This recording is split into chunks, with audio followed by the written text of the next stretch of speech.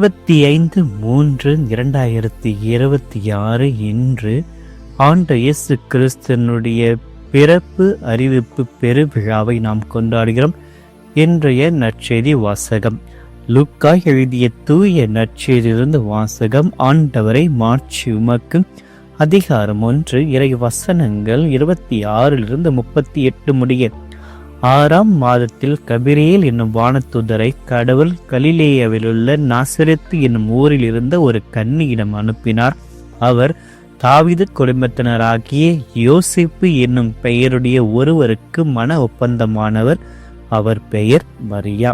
வானதூதர் மரியாவுக்கு தோன்றி, அருள் நிறைந்தவரே வாழ்க, ஆண்டவர் உம்மோடு இருக்கிறார் என்றார். இவ்வார்த்தைகளை அவர் கேட்டு கலங்கி, இந்த வாழ்த்து எத்தகையதோ என்று எண்ணிக்கொண்டிருந்தார்.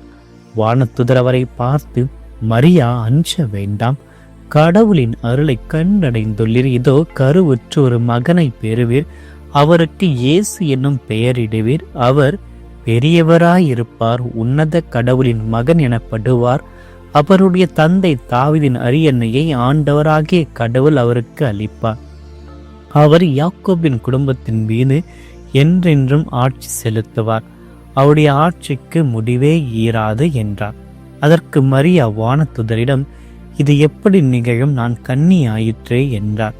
வானதூதர் அவரிடம், தூய ஆவி உம்மீது வரும், உன்னத கடவுளின் வல்லமை உம்மீல் நிழலிடம். ஆதலால் உம்மிடம் பிறக்கப் போகும் குழந்தை தூயது, அக்குழந்தை இறைமகன் எனப்படும். உறவினராகிய எலிசபெத்தும் தம் முதிர்ந்த வயதில் ஒரு மகனை கருத்தரித்திருக்கிறார். கருவுற இயலாதவர் என்று சொல்லப்பட்ட அவருக்கு இது 6ஆம் மாதம், ஏனெனில் கடவுளால் இயலாதது ஒன்றுமில்லை என்றார். பின்னர் மரியா, நான் ஆண்டவரின் அடிமை, சொற்படியே எனக்கு நிகழட்டும் என்றார். அப்பொழுது வானதூதர் அவரை விட்டு அகன்றார். ஆண்டவரின் அருள்வாக்கு. கிறிஸ்துவே உமக்கு புகழ். இயேசுவில் பிரியமான அன்பு சகோதர சகோதரிகளே, இன்றைய நாளில் ஆண்டு இயேசு கிறிஸ்தனுடைய பிறப்பு அறிவிப்பு விழாவை நாம் கொண்டாடுகிறோம். நம்முடைய தவக்கால பயணத்தில் மற்றொரு கொண்டாட்டமாக ஏற்கனவே 19ஆம் தேதி தூய யோசேப்பினுடைய பெருவிழாவை கொண்டாடிருக்கின்றோம். இன்று மற்றொரு பெருவிழாவை இந்த தவக்காலத்தை நாம் கொண்டாடுகிறோம். அது ஆண்டவர் இயேசுனுடைய பிறப்பின் அறிவிப்பு பெருவிழா. இன்றைய நாள் இது ஒரு மீட்பின் வரலாற்றில் மிகப்பெரிய திருப்பு முனை. மனித வரலாறையே முழுவதுமாக மாற்றிய ஒரு தருணம். வல்லமை மிக்க இறைவன் எளிய கன்னி மரியாவின் ஆம் என்ற பதிலின் மூலமாக இந்த உலகிற்கு நுழைகிறார். இது நம்முடைய வாழ்க்கையை மாற்றக்கூடிய ஒரு ஆழமான அழைப்பு என்பதை நாம் உணர்ந்து கொள்ள வேண்டும். இயேசுனுடைய பிறப்பறிவிப்பு மனிதனை நாடும் கடவுள் என்பதை நாம் உணர்ந்து கொள்ள வேண்டும். கபிரியேல் தூதர் மரியாளிடம் கொண்டு வந்த செய்தியானது ஒரு சாதாரணமான தகவல் அல்ல, அது கடவுளுடைய மீட்பு திட்டத்தின் தொடக்கம். இறைவன் மனிதனை தேடி வருகிறார். மனிதன் கடவுளை தேடுவதற்கு முன்பே கடவுள் மனிதனை நாடுகிறார். நம் வாழ்விலும் இதேதான் உண்மை. ஒரு நல்ல எண்ணம், ஒரு மாற்றம் செய்ய ஒரு வாய்ப்பு, ஒரு அழைப்பானது, இவை அனைத்துமே கடவுளுடைய அறிவிப்பு என்று நாம் எடுத்துக்கொள்ள வேண்டும். இன்றைய வாழ்க்கையில் இந்த ஒரு அறிவிப்பை நாம் உணர்கின்ற பொழுது அதை புறக்கணிக்காமல் ஏற்றுக்கொள்ள வேண்டும். தூதருடைய வாழ்த்தை கேட்டவுடன் மரியாள் கலங்குகிறாள். ஏனென்றால் அவள் பயத்தினால் கலங்குவதல்ல, அவள் தன்னுடைய பொறுப்பை உணர்ந்ததினால். நான் இந்த பொறுப்பிற்கு பாத்திரவானா என்ற ஒரு நிலையில் அந்த ஒரு கலக்கத்தை பார்க்கிறோம். இந்த உலகில் யாராவது நம்மை பாராட்டினால் நாம் பெருமை அடைகிறோம், சற்று திமிரம் எக்ஸ்ட்ரா நமக்கு வந்துவிடும். ஆனால் மரியன்னை பார்க்கின்ற பொழுது அவள் யோசிக்கிறாள், இந்த ஒரு அழைப்பிற்கு, இந்த ஒரு நிலைக்கு நான் தகுதியானவளா என்று சிந்திக்கிறாள். புகழ்ச்சி வந்தால் நாம் பெருமை பாராட்டாமல் பொறுப்புடன் வாழ்வதற்கு நாம் நம்மையே தயாரிக்க வேண்டும், தகுதியாக்க வேண்டும். அதனால் தான் மரியானுடைய கேள்வியானது அறிவையும் தாண்டி நம்பிக்கையை இன்னும் அதிக அளவில் உறுதிப்படுத்துகிறது. இது எப்படி நிகழும் என்று மரியாள் கேட்கிறார். அது சந்தேகம் அல்ல, புரிந்து கொள்கின்ற ஒரு முயற்சி. இறைவன் தம்முடைய அறிவையும் அந்த அறிவுக்கும் ஒரு எல்லை இருப்பதையும் மரியன்னைக்கு உணர்த்துவதை அவள் உணர்ந்ததால்தான் இந்த ஒரு கேள்வியை கேட்கிறார். அந்த ஒரு எல்லைக்கு அப்பால் இருப்பதுதான் நம்பிக்கை. அந்த நம்பிக்கையில் இருக்கின்ற மிகப்பெரிய ஒரு விஷயமானது கடவுளால் இயலாதது ஒன்றும் இல்லை. அதற்கு உதாரணமாக எலிசபெத் அம்மாளுடைய வாழ்க்கை நிலையை கருவுற இயலாதிருக்கின்ற அந்த நபருக்கு 6ஆம் மாதத்தில் ஏற்கனவே 6 மாதம் ஆகியிருந்தது. ஆக இந்த ஒரு நிலையில் இந்த ஒரு உதாரணம் கடவுளால் இயலாதது ஒன்றுமில்லை என்பதற்கான ஒரு சாட்சிய பகிர்வு. ஆக இது போன்ற வாழ்க்கையில் பல நிலைகளில் நாம் முற்றுப்புள்ளி வைத்த எந்த ஒரு நிகழ்ச்சிகளாக இருக்கட்டும், சூழ்நிலையாக இருக்கட்டும், போராட்டங்களாக இருக்கட்டும், அதையும் தாண்டி கடவுள் அற்புதத்தையும் ஆற்றலையும் நிறைவேற்றுவதுதான் கடவுளால் இயலாதது ஒன்றுமில்லை என்பது. ஆக இன்றைய வாழ்க்கையில் நாம் இதை ஒரு சவாலாக ஏற்றுக்கொள்ள வேண்டும். நம்முடைய ஜெபத்தினுடைய மனநிலையை இன்று சோதிக்க பார்த்து வைக்கின்றோம். பல நேரங்களில் நம்முடைய ஜெபம் எப்படி இருக்கும் தெரியுமா? இறைவா, எனக்கு இதை தாரும், அதை தாரும், இது எனக்கு நடந்தே ஆக வேண்டும் என்பதுதான். ஆனால் மரியன்னை, ஆண்டவரே, நான் ஆண்டவருடைய அடிமையும் செருப்படி எனக்கு நடக்கட்டும். நம்முடைய ஜெபம் எப்படி இருக்கும்? ஏன் செருப்படி தான் நடக்கட்டும் என்று. ஆனால் ஆண்டவருடைய சொற்படி நடக்கின்ற எல்லா விதமான சூழ்நிலைகளும் உண்மையான விசுவாசத்திற்கும் வெற்றிக்கும் நம்மையே உட்படுத்துகிறது. ஆக நாம் கடவுளுடைய திட்டத்திற்கு நம்மையே உட்படுத்த வேண்டும். கடவுளுடைய திட்டத்திற்கு நம்மையே நாம் ஒப்படைக்க வேண்டும். நாம் சுதந்திரமாக வாழ்க என்று நினைக்கின்றோம். ஏனெனில் நம்ம கையில் பணம் இருக்கிறது, ஆசை இருக்கிறது, பதவி இருக்கிறது, கடன் இருக்கிறது, ஆடம்பரம் இருக்கிறது. ஆனால் இது அனைத்தையுமே சுதந்திரம் அல்ல, அடிமைகளாக நாம் வாழ்ந்து கொண்டிருக்கிறோம். பணத்தினால், ஆசையினால், பதவியினால், கடனால், ஆடம்பரத்தினால் நாம் பல நிலைகளில் அடிமைகளாக இருக்கின்றோம். உதாரணமாக, ஒரு பெரிய வீடு கட்ட வேண்டும் என்று வாழ்நாள் முழுவதும் கடன் வாங்கியே அடிமையாகிறோம். கார் வாங்க வேண்டும் என்று மாதம் மாதம் அதற்கான இஎம்ஐ கட்டி அதற்கு அடிமையாக. ஆக இவைகள் அனைத்தையுமே நம்மை கட்டி இழுக்கின்ற சங்கிலிகள். இந்த ஒரு சங்கிலியை, ஒரு நாயை சங்கிலி பிடித்து கொண்டு செல்லும் மனிதரை போல நம்மை அடிமைப்படுத்துகிறவள் இந்த ஒரு உலக கவர்ச்சிகள் நம்மை இழுத்து செல்கிறது. ஆக அதிலிருந்து ஒரு விடுதலை பெற வேண்டும் என்றால் நாம் ஆண்டருடைய அடிமைகளாக இருக்க வேண்டும். உலகத்தினுடைய அடிமையை தாண்டி ஆண்டருடைய அடிமைத்தனமாக இருக்கிறது. இது அடிமைத்தனம் அல்ல, மாறாக உண்மையான ஒரு சுதந்திரம். உலகம் நம்மை அதில் கட்டுப்படுத்தாது. ஏனெனில் கடவுள் நம்மை வழி நடத்துகிறார். கடவுளுடைய திருவுளத்தை நாம் ஏற்றுக்கொள்வதுதான் உண்மையான ஒரு விடுதலை. ஆக இன்று அந்த விடுதலையில் வாழ்கின்ற பொழுது நாம் ஆம் சொல்கிறோமா அல்லது இல்லை சொல்கிறோமா? மன்னிக்க சொல்கின்ற பொழுது ஆம் சொல்கிறோமா அல்லது இல்லை சொல்கிறோமா?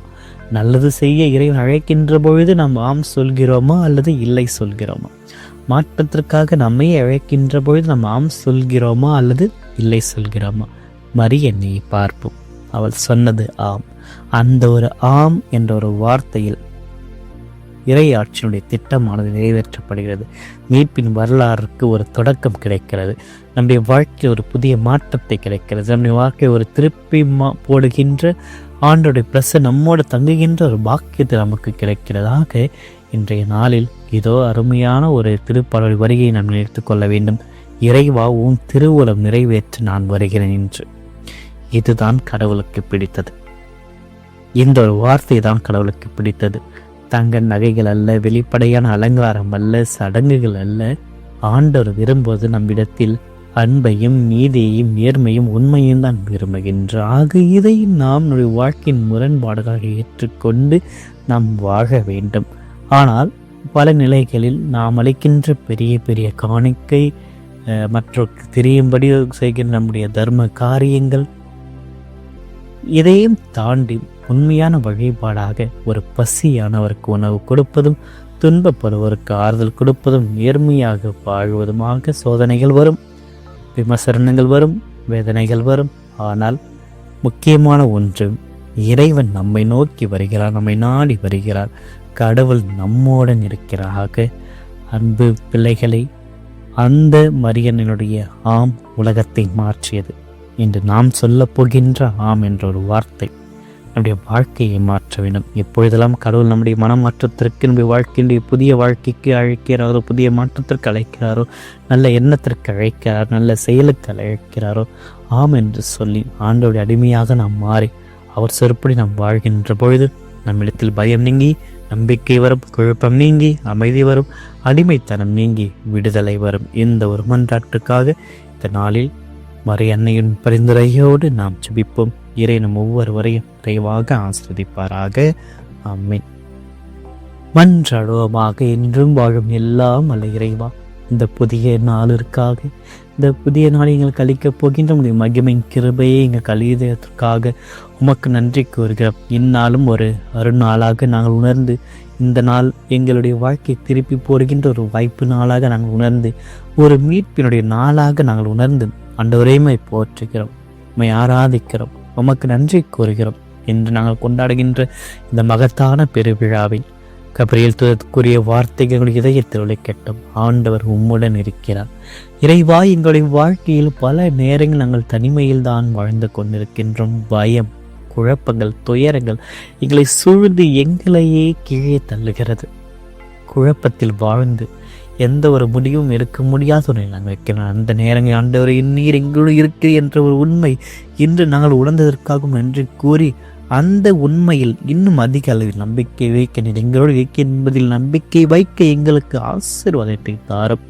ஆண்டவரே, மரியாடம் கூறப்பட்டதை போன்று கடவுளால் இயலாதது ஒன்றும் எந்த ஒரு நம்பிக்கை வார்த்தையை இன்று எங்களுடைய வாழ்க்கையுடைய அடித்தளமாக இருக்கட்டும். எங்களுடைய பிரச்சனைகள் பெரியதாக தோன்றுகின்ற பொழுது, ஆண்டுகளுக்கு கனவுகள் சிறியதாக தெரிகின்ற பொழுது, எங்களுடைய முயற்சிகள் தோல்வி அடைந்ததாக நாங்கள் உணர்கின்ற பொழுது, உம்மால் கூடும், எல்லாம் கூடும், ஒரு வார்த்தை சொன்னால் போதும் என்ற ஒரு நம்பிக்கையை நாங்கள் உணர்ந்திட இவருடைய உள்ளத்தில் முதல் ஒளியினால் ஆசீர்வதித்தருளும்.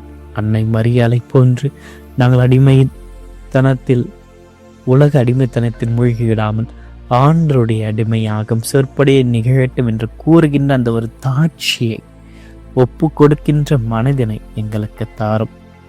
ஆண்டு இனி நாங்கள் எங்களுடைய விருப்பத்தை அல்ல, உமது திருவுளத்தை ஏற்றுக்கொள்கின்ற மனநிலை எங்களுக்கு தரும். இன்றைய புதிய நாளில் எங்களுடைய சிந்தனைகளை, எங்களுடைய வார்த்தைகளை, செயல்களை தூய்மையாகும், அன்பாகும், நீதியாகும் இருக்க எங்களுக்கு உதவியாக வரும். உம்மோடு நடக்கும் நாளாக, உம்மை சாட்சி படைக்கின்ற நாளாக, உம்மை மகிழ்விக்கின்ற நாளாக இந்த நாளை மாற்றுவீராக. இந்த பெருவிழாவின் வாழ்க்கையில் ஒரு புதிய ஆம் என்ற ஒரு நம்பிக்கையை எங்களுக்கு அளித்தரலும். பயத்திற்கு பதில் நம்பிக்கையும், சந்தேகத்திற்கு பதில் விசுவாசமும், அடிமைத்தனத்திற்கு பதில் விடுதலையும் எங்களுக்கு அளித்து எங்களுடைய வாழ்க்கையை மலர்ந்திட ஆண்டவரே எங்களோடு பயணத்திரளும். எங்களோடு இருக்கின்ற உம்மால் இயலாதது ஒன்றும் என்பதை நாங்கள் உறுதியாக நம்புகிறோம். எங்கள் வாழ்க்கை, எங்கள் குடும்பத்தையும், எங்கள் எதிர்காலத்தையும் ஒப்படைத்து இந்த நாள் முழு நாம் செபிக்கின்ற ஒவ்வொரு மன்றாட்டுக்களை கனிவுடன் செவிசாய்த்து எல்லா பலன்களையும் நலன்களால் நிரப்பி ஆசீர்வதித்தலும். இந்த மன்றாட்டுக்களை எல்லாம் நீங்கள் ஆண்டவராகிய கிறிஸ்து வழியாகவே மன்றாடுகிறோம். ஆமீன். எல்லாமல் இறைவன் தந்தை, மகன், தூய ஒவ்வொருவரையும் நிறைவாக ஆசீர்வதிப்பாராக. ஆமீன்.